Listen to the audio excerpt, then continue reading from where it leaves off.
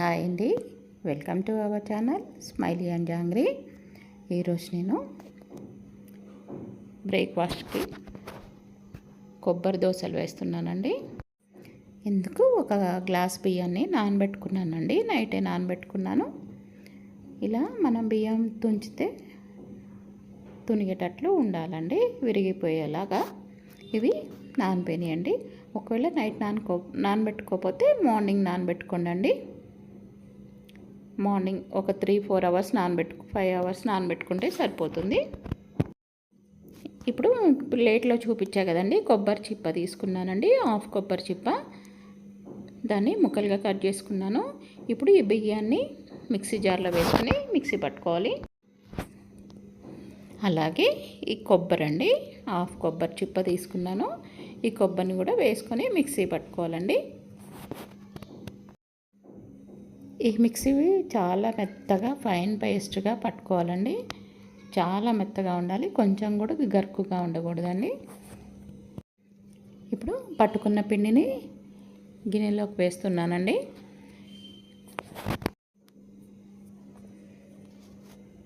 ఇది మిక్సీ జార్లో పిండి ఉంది కనుక కొంచెం వాటర్ వేసుకొని అందులో వేసుకున్నాం. అయితే ఈ పిండి జారుడుగా ఉండాలండి. మన దోశ పిండిలాగా తిక్కుగా ఉండకూడదు, చాలా పలచగా ఉండాలి, గంట జారుడుగా ఉండాలండి. చూడండి, ఈ రకంగా ఉండాలండి, గంట జారుడుగా, చాలా పలచగా ఉండాలండి. ఇందులో మీరు కావాలంటే బేకింగ్ పౌడర్ కానీ లేదా ఈనో కానీ వేసుకోండి పొంగడానికి. నేనైతే ఈనో కానీ బేకింగ్ పౌడర్ కానీ వేయట్లేదు, నాకు ఇష్టం ఉండదు. ప్యాన్కి ఆయిల్ అప్లై చేసుకోవాలండి. జస్ట్ 2 డ్రాప్స్ వేసి నేను గ్రీస్ చేస్తున్నానండి. ఎక్కువ ఆయిల్ వేయనక్కర్లేదు, ఎందుకంటే నాన్ స్టిక్ కనుక. మనం రవ్వ దోశ కలుపుకున్నట్లు కలుపుకోవాలండి బ్యాటర్. ఇప్పుడు ఈ బ్యాటర్ని గరిటెతో వేసేసుకున్నాం రవ్వ దోశలాగా.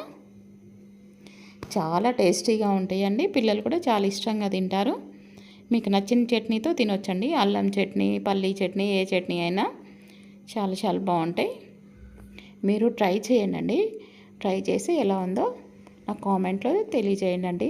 మీరు లైక్ చేయండి, సబ్స్క్రైబ్ చేయండి. చూస్తున్నారు కానండి, ఎవరు లైక్ చేయట్లేదు. ఈ మధ్య నేను వీడియోలు కూడా పెట్టట్లేదు కనుక నా వీడియోస్ అన్నీ వెనకబడిపోతున్నాయండి. మీరు చూసి లైక్ చేయండి, షేర్ చేయండి, సబ్స్క్రైబ్ చేయండి.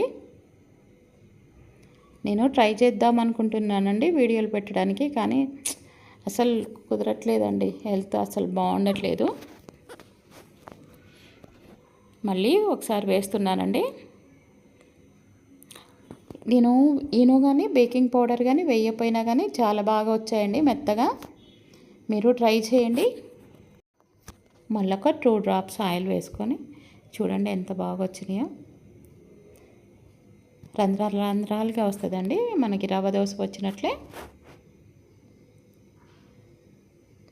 మా బాబు అయితే ఇష్టంగా తిన్నాడండి, చాలా బాగున్నాయి అనేసి. మీరు కూడా ట్రై చేయండి.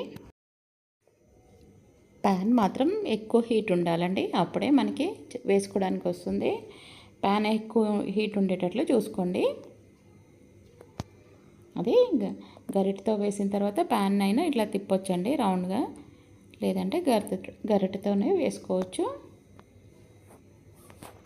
మీకు కావాల్సినవన్నీ వేసుకోండి. కొత్తగా చూసేవాళ్ళండి నా ఛానల్ని సబ్స్క్రైబ్ చేసుకోండి, లైక్ చేయండి, షేర్ చేయండి, సబ్స్క్రైబ్ చేయండి. థ్యాంక్ యూ ఫర్ వాచింగ్ అండి. మరొక వీడియోతో మళ్ళీ మీ ముందుకు వస్తానండి. బాయ్ అండి. Thank you for watching.